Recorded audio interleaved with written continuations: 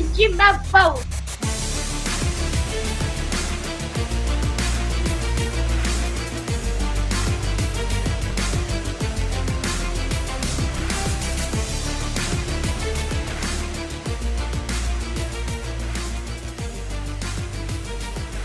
Court is in session with Ryan in Sacktown on If You Don't Like That.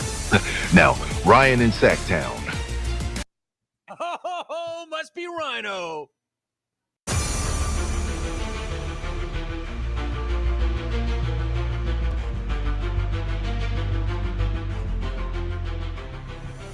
Light the beams!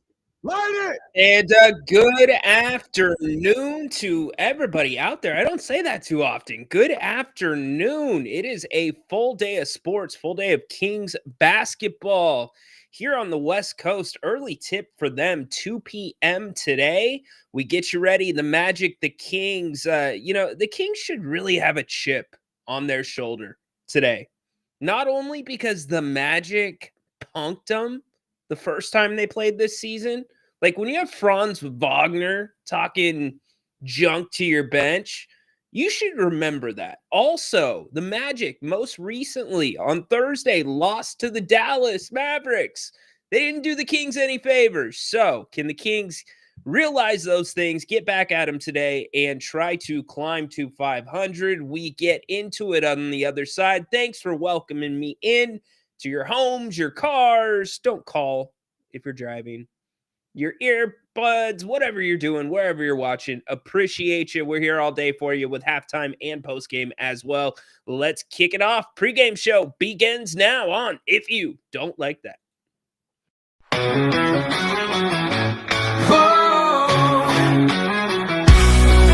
Late nights on the screen, hey, it's Grant and Ryan. We bleed purple, talking hoops, never lying. Sacramento Kings, we rise and we fall. If you don't like that, then you don't know ball. Jerry sitting with the stories of the game, spilling all the truth, driving legends insane. From the Cow Palace days to Arco's roar, this town's heart beats on the hardwood floor. If you don't like that, turn away now. Kings and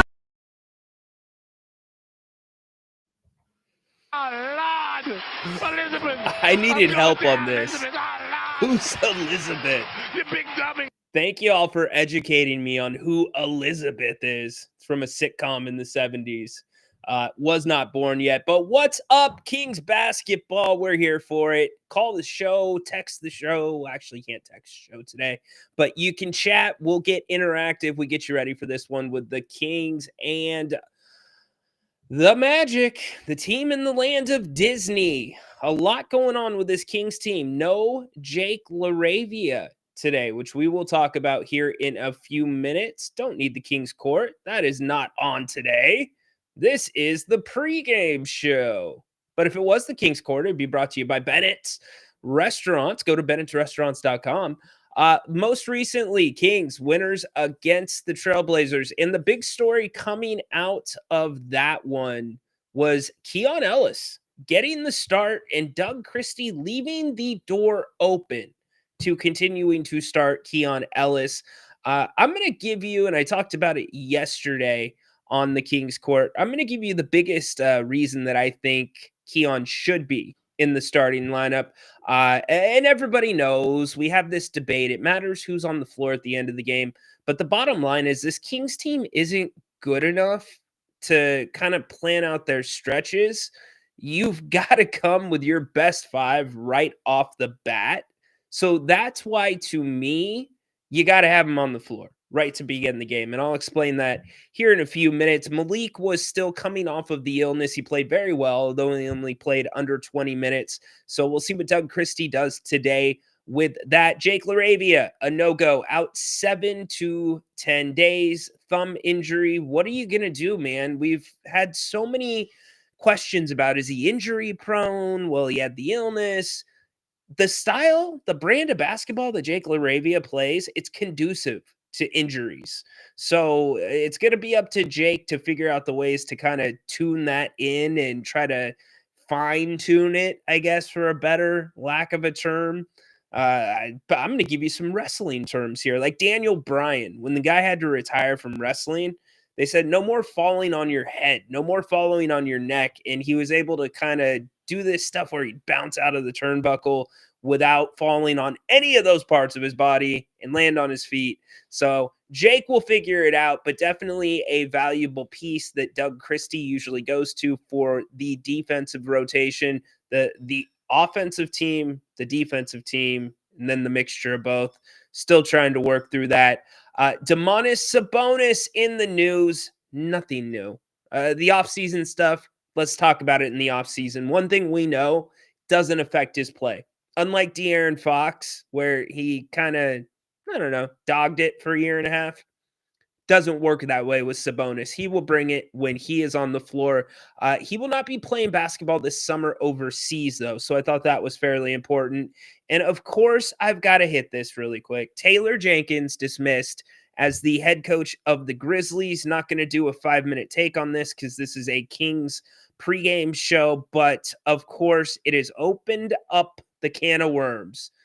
Taylor Jenkins to Sacramento. Can the Kings get Taylor Jenkins? Well, you have a head coach right now, even if it is an interim head coach. So I don't think it's appropriate to talk about it yet.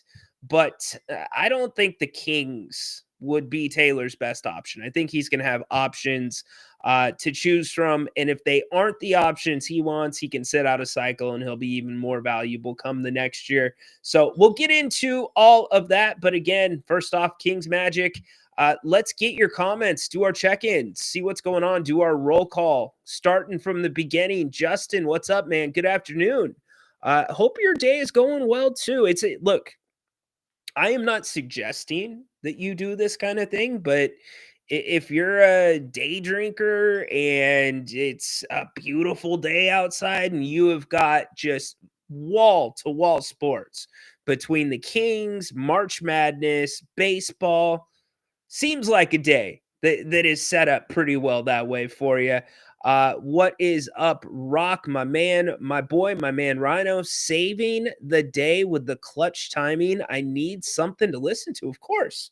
Here for it, man. Not only am I saving your day right now with the pregame, we're here at halftime with Jerry Reynolds. Grant and I will be with Jerry Reynolds at halftime. Grant will not be on that one. Hoping Grant will join us for the post game, but that brings me into that. We've got the post game for you. So we are here for you all day, Rock. Got you covered on a Saturday afternoon. It's a really weird start time for the Kings.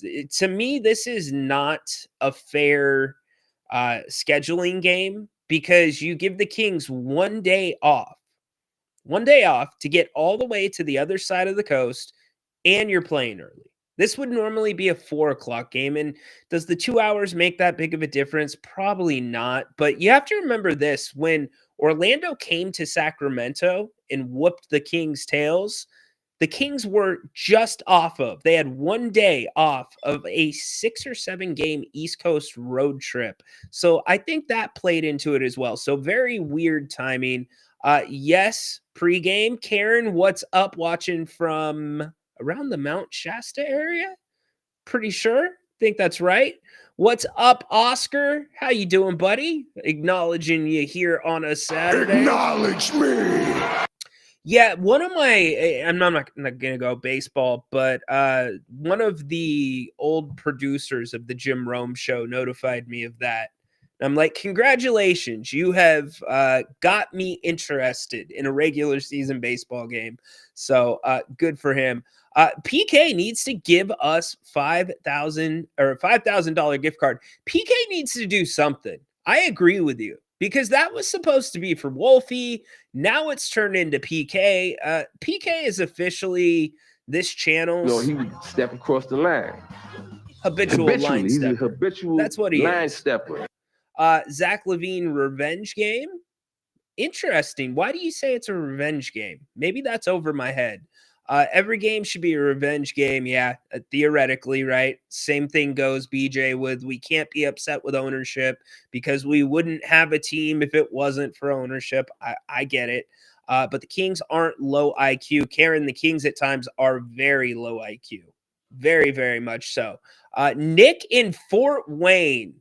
Appreciate you, brother. Thank you for the super chat. Pure character, stretching his arm towards raising the thigh. Okay, got it. Emoji. We don't see emojis on our end. What's up, my brother Nick? I know he's going to be doing something this weekend. I think it's on Sunday. Go check out Nick's thing he's doing. I think he's doing a space Sunday night. So go check my man out. Dennis Bancaro, 25.9 points in their pulse. He needs 30 plus to hang. Wagner, Kings, Killer Vibes, another big night coming. I don't know. It depends on what version of the Kings shows up. Again, the story with the Kings is not about the opponent. It's about themselves. If the Kings can beat the Kings, usually the Kings have a chance. And I think that is also part of my argument that I'm going to make here in a few minutes about Keon Ellis being in the starting lineup.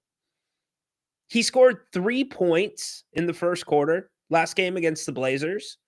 Yet he had the highest plus minus on the team in that quarter at 11.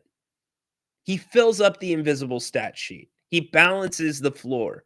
He's the closest thing you have to a true point guard, and he gets the Kings into their offense more effectively than Malik Monk does, and there is no need to get him going. And he still got 4 shots in that first quarter. 3 of them were great looks he should have made, usually makes.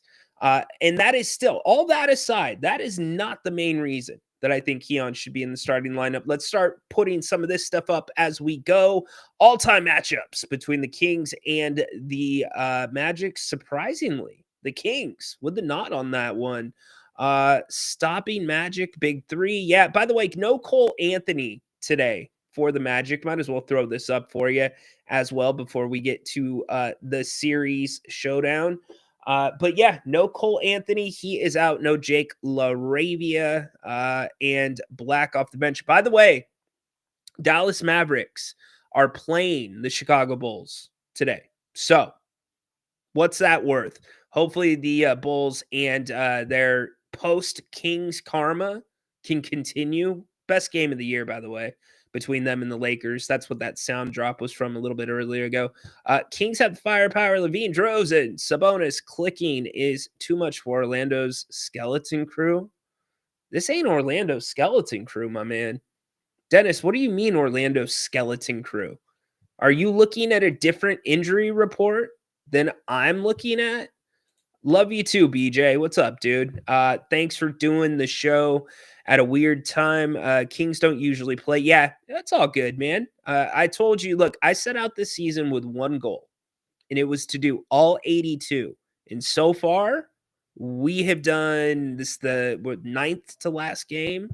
So we've done 72 already, 73.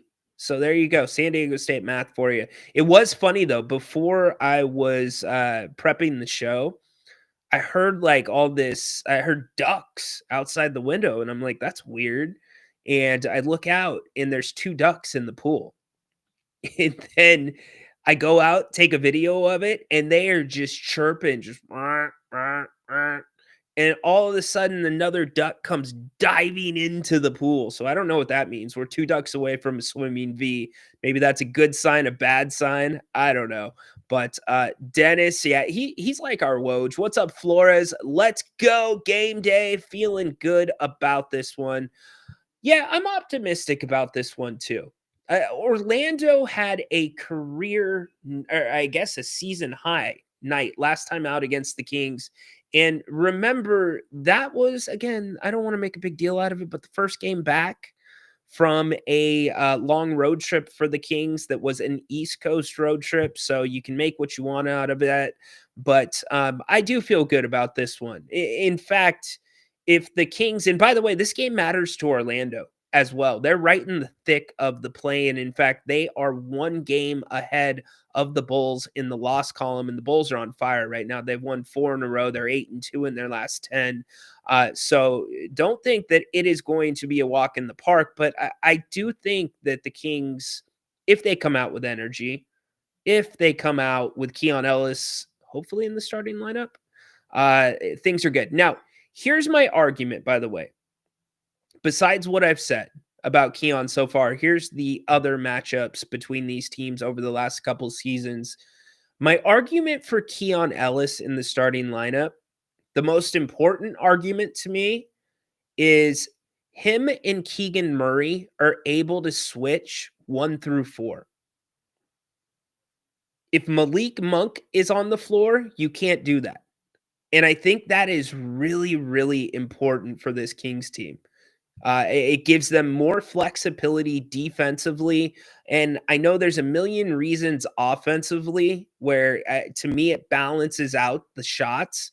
It allows you to get Keegan a little bit more involved. I think it helps the spacing. Also, Keon a little bit more effective when it comes to cutting. He's a little bit more active with the cutting. You take all those things to an account, and it changes the rotations a bit to where you get less Levine and DeRozan on the floor at the same times, which is a good thing. We saw that against the Blazers. I think all that is points to the obvious, but that's going to be up to Doug Christie. Doug Christie, after last game, was asked about it. Here's what he had to say. Came out and put together a ball game against a team that has been playing well. Out of the All-Star break, they beat us. Chauncey's done one heck of a job with that team. A lot of length, athleticism. A lot of guys are shooting really well. There was, I try to reach our goals and get our guys to reach our goals. Obviously, 27 3-pointers isn't enough and 23 assists. But 60 points in the paint is solid, and got to bring those turnovers down. But all in all, in a game that we really needed, guys came with the proper focus and attention to detail to get it done. Doug, starting lineup was announced with Malik, then we saw Keon start. What went into that decision? What exactly happened there? The decision was already made. I think we got 41 games here, and sometimes you at the scorers table you can get a little mix up. Well done, Karen. No one asked me when I came in here earlier. I might have told you, Jay, if you asked. Yeah. This is the one time you didn't ask me 2 questions. You asked me one, and I answered it. Yes. Is that a one-off, or is that something we're it's trying to work Malik back in and make sure that he's comfortable and he's feeling good. Like I told you guys in the presser in the beginning, Malik is okay with whatever. He is the consummate professional, and these guys understand winning over everything. So it's something that we will look at as we go. But for somebody who's been out as long as he has with the sickness, and to be 6 for 9, 2 for 3, I'm gonna get on him about the turnovers always. That's just what I do. And he's gonna tell me some words that I can't use here, and I'm gonna love him for it. But he was fantastic. He played a really, really solid game, and you can see how much that we miss Malik and what he brings to the ball club. I thought yesterday on the Kings Court, Tay, one of our viewers and callers, made an excellent and obvious observation that none of us that I know of have. And it was this. This is a different team. Malik Monk began starting on a different team. This is a post-trade team. And they put him into the starting lineup for a different reason, for the pick and roll. The Kings are kind of going away from that now that Levine is on the team. You see it at the worst time. The DeMar and Levine pick and roll way too much down the stretch. But to Tay's point, now that you have a different team, you look at things a little different, and I think that is the right move. I mean, nonetheless, Keon's going to be in the game early. There's no doubt about that. We know it. But still, I just think with the switching, it makes your defense way better. Way better, in my opinion. In fact, the Blazers in the first quarter, they were 5 for 14 from deep. last game. So give me your take on all of that. I know a lot of you are talking about playoffs. We don't want them. We want the pick. Bottom line is this team is not going to tank. It's not happening. Now, could they possibly tank by default, by failure? Yes, because their schedule is that rough. I mean, it's realistic that this team does not get to 40 wins if they don't take care of their business on some of the games that they should take care of business on this road trip. You get a couple days off on the road trip, and then you head over. In fact, let's put this up for you. You head to Indiana, who's playing good basketball. They just got beat by the Lakers not too long ago, last second play as well. So there's our guy right there, Tay. Thank you for the super chat, brother. Being sixth man in sacks saved Monk's career. Yeah, he found a home here for sure. He found a home. You're just calling out for sound drops now? Like, do we do sound drops on demand on this show, Dennis? Dennis, you are being... No, he would step across the line. Don't be a habitual line stepper. He's a habitual line stepper. Do I look like somebody that gives you what you want all the time, Dennis? Is that me? I don't know. Should we give Dennis the Jerry Jones drop? Do I want to hear Jerry Jones say schedule? Yeah, actually, I kind of do. You got it. I don't have time to have a bad time. It isn't on my schedule. You got it, Dennis. Good job. Romanowski checking in for the first time. Wagner killed the Kings in Sacramento. Yes, he did. Yes, he did. Take all talent from the Spurs. How are you going to do that? The biggest loss that hurt. Yeah, no doubt. 100%. We talked about that two post game shows ago. That loss in LA, that changed everything for the Kings.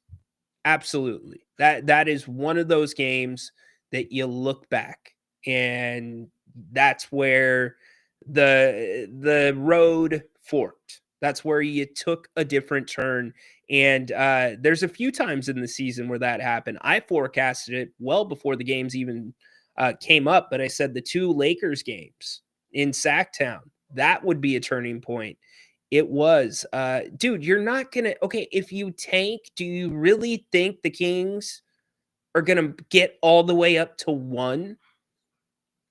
And here's the other deal. Cooper Flagg makes a pretty darn good living at Duke. Would he want to come to the Kings? You know, these guys get insurance policies on their bodies. The schools get insurance policies on them in case they miss out on earnings because of injury. So there was talk that, like, if the Wizards have the number 1 pick, he does not want to go there. He might stay in school. And they're making a deep run. They play today in the NCAA tournament. So we will see. Kings, we're already getting a prediction. Kings 116, Magic 90. I don't see that. Anytime these two teams play in Orlando, it seems like it comes down to the wire almost every single time. At least recent memory. It does to me. A lot of you comments on Vivek. Yeah, what are you going to do about it, though? Look, get ready for this, by the way. Get ready for this. This is going to piss a lot of you off. And I'm sorry in advance, but when the A's have their first home game, you are going to see Vivek Ranadive everywhere. Right in the middle of all this King stuff, you are going to see Vivek Ranadive right in the middle of the A's stuff when Vivek Ranadive has not shown his face, really, since the Mike Brown stuff, or at least has not had a proper media session and talked to the media. So Vivek won't talk to the media probably with the A's, or if he does, he will not talk about the Kings. But get ready for a bunch of Vivek in your face, because it's coming when the A's have their home opener. So, hey, just want to warn you. Look, Mars, I actually think Very good point. DeMar will be untradeable if he doesn't agree to the bench role with a new team. It is a good point. I think DeMar would be okay, though, with a bench role with the right team.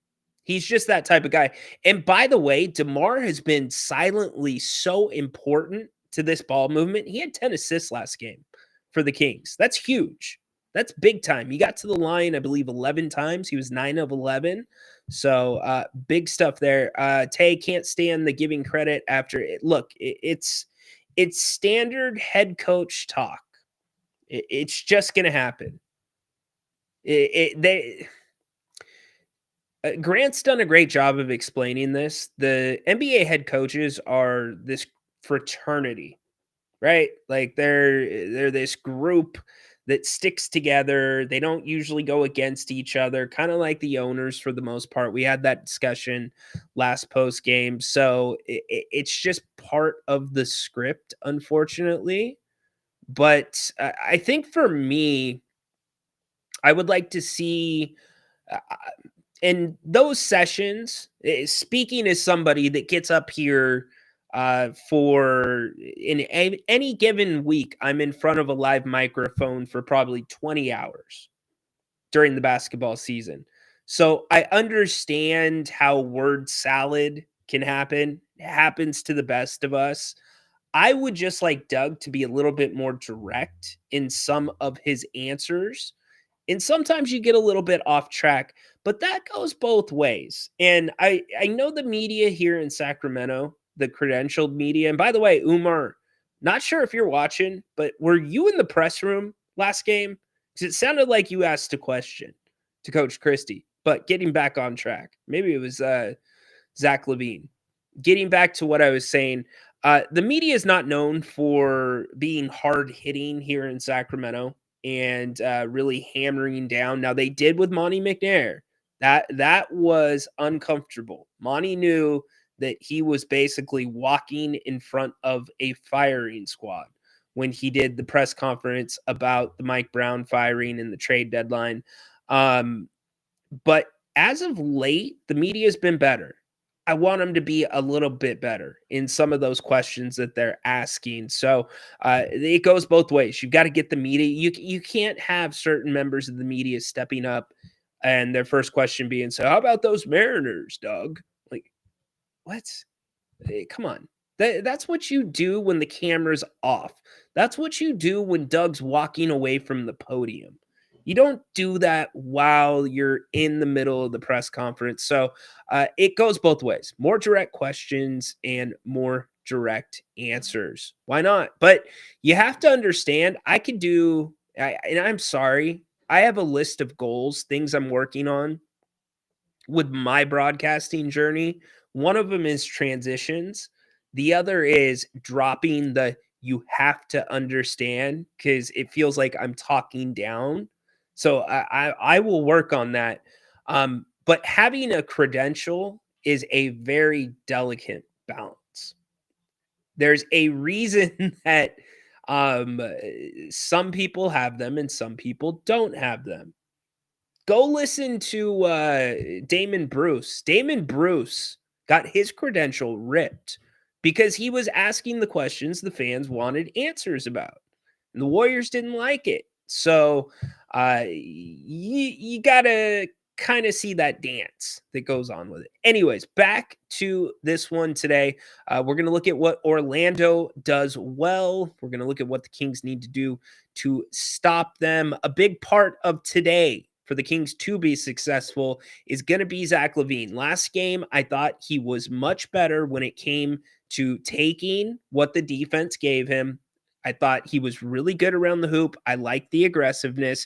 And by the way, I also like this silent takeover that Keegan Murray's doing. He had 9 of the first 11 points for the Kings last game. But Zach LaVine did not dribble himself into worse shots last game for the most part. Here was Zach after the Portland game. I think we outplayed them on both ends. Obviously, give them credit. You know, they play hardest too, but it just seemed like we wanted this one more. So I think that's the way we have to go about it over these next, 2 weeks. to be able to finish. I mean, this was a pretty, gauntlet of a homestand for you guys, these 7 games.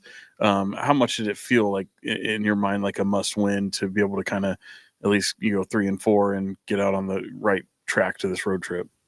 Yeah, we didn't perform well, and we knew that. So it's good to go on the road, feeling better about ourselves, and having. BJ, you can't do it, dude. Well, at least Doug Christie can't do it, or Doug Christie won't do it, or it's coming from above him.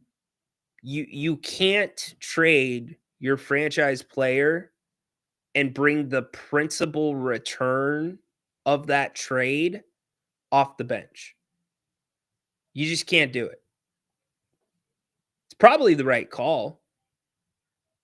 Although now that I saw Monk again come off the bench, and I know it was against a bad team. I know it was a small sample size. I know they got to the paint a lot. I don't know. Here's what I do know. We talked about it yesterday. In order, there's 3 guys that you intentionally have to get going. You have got to get them shots early. If you don't, it's going to affect him the rest of the game. And Levine is at the top of the list. So I think you can't take him out. And then also for the Kings, if we're going to look at it from a front office perspective, you want him to outperform that contract, not only because it's going to help the team succeed, but it's going to make the Kings' options better when it comes to Zach LaVine's contract. Right now, if I had to if I was doing a balance sheet for the Kings and I had to list the assets and the liabilities based on their contracts and their play on separate sides, Zach LaVine would for sure be on the liability side. So you got to do everything you can to shine him up, make him look good, and taking him out of the starting lineup doesn't do it. Zach again. More of a real game under our belt to where we can actually go show something and have some type of energy going into this. This road trip is tough too, so we need to have some energy going into it. Zach, 29 points tonight, but you only got up 5 threes. Are you disappointed in that? No, so I'm glad we won by 20. 60 points in the paint for you guys on 30 of 35. Just what do you think allowed you guys to succeed there, and was it a point of emphasis coming into the night? I just think we read what the defense was giving us. The big fella in there, Kling is a big body, but we were moving the ball side to side, and I think even after makes and misses, we finally pushed the pace. We played a lot faster, and that got us easier looks in transition. I think that helps everybody out get in the rhythm. He is right there. Tay, yes, it was after the trade because it was that road trip that De'Aaron was traded. It was that road trip. In fact, I think it was the first home game for a lot of those guys. But you know what? I don't think did Levine play in that game? Let's go back really quick and look. Since we have it here, Tay asked a very good question. Yeah, Levine did play in that game. I think that was his first game in Sacktown. 13 points. Anyways, all right, let's look at what Orlando does and what they don't do well. Put up the chart, Ryno. Here we go. So these are their season numbers. The reason you're going to see some of these categories duplicated excuse me, is because the screen, when you go landscape, was not long enough to capture everything. So as I look at what Orlando does, what they do well, right off the bat, they are a very good defensive team. Mark Jones, who you all know I am not a fan of, but he keeps talking about this anonymous NBA coach that puts a jar in the middle of the locker room and says you're going to put $100 in it if DeMar DeRozan baits you into a foul with the pump fake. Well, it's not an anonymous coach. It's the Magic's coach. It was reported in The Athletic like months ago. Like, it's really funny with Mark Jones. The dude like will sit here and say, "Oh, he said Mark." He'll say he asked somebody a question. He didn't. He's reading quotes from articles. Maybe he asked the question again, but it's the exact same quote that's coming from a lot of these articles. Anyways, offensive rebounding. Check this out. The Magic are number 1 at keeping teams off the offensive boards. The Kings getting second opportunities to me is very important today. So if I'm the Kings, you got to be better there. Also, defensively, the Magic are number 1 at limiting assists. They will push you into isolation basketball. The Kings cannot fall in love with that. They're not a great rebounding team. Conversely, look at this: 13th on the offensive boards, 18th or 28th overall rebounding. So I would like to see the Kings really dominate the boards. Defensive rebounding has been a strength as of late for the Kings. Orlando gets to the free throw line a ton. Look at that. They are 3rd in the NBA in made free throws, 2nd in the NBA in free throw attempts, which means the Kings, Doug Christie always says, you want to play physical. You want them to feel you. You got to make sure that you play physical without fouling. Now, as for the three-pointers, this is what made what happened in Sacramento so egregious last game. Orlando, 30th in the league, dead last in three-pointers per game. They're 23rd in three-point attempts, and they are dead last in three-point percentage. Do I need to say more? If Orlando shoots a high percentage today from behind the arc, it's done. It can't happen. The Kings have to guard that better, and that's why it was so filthy. And look at this overall, too. They are not a good scoring team. 29th, 27th in field goal percentage. Their game is defense. So what it comes down to is the Kings taking care of the basketball. It's the Kings getting 28 or more assists, and it's the Kings pushing the pace. If the Kings push the pace, that gives Orlando less time to slow it down and grind you out. So pace to me is going to be everything. Look at this. Orlando, 27th in pace this year. So that's what I'm looking at today.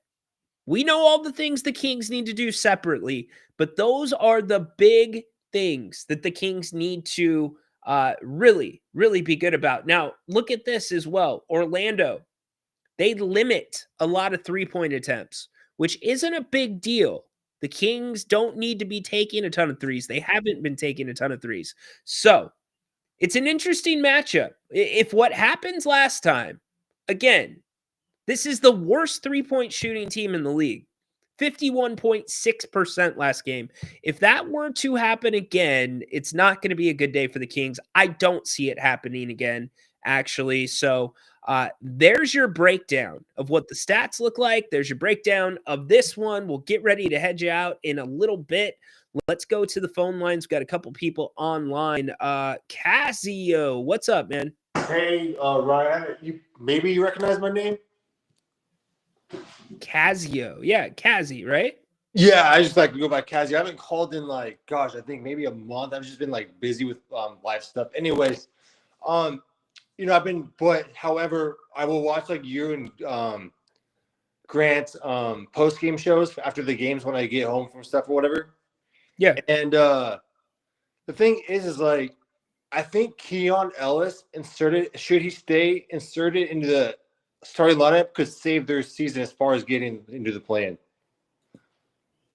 I agree with you. I think it equals better starts. I think it redistributes the basketball. I don't think there's enough basketball with Malik Monk in the starting lineup.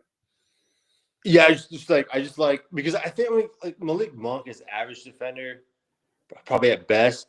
And I feel like if you can have, two solid defenders in your starting lineup, I think that kind of helps you get the job done, similar to like what Denver does, Yep. So I think that recipe could very well save them. Like if doesn't stay in the starting lineup, I see them only winning 38 games.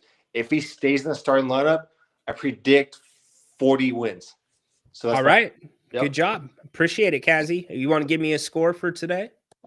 Damn, you throw me on the spot like that. Of course. That's what we do around here. All right. Okay. I'll say this. If Ellis is in the starting lineup, I say Kings 111, Orlando 104. All right. I like it. Good job. Thanks, Kazi. Good job by him. Appreciate you, MC, saying that. Again, I don't think, and he hit on it too, about having two good defenders on the floor.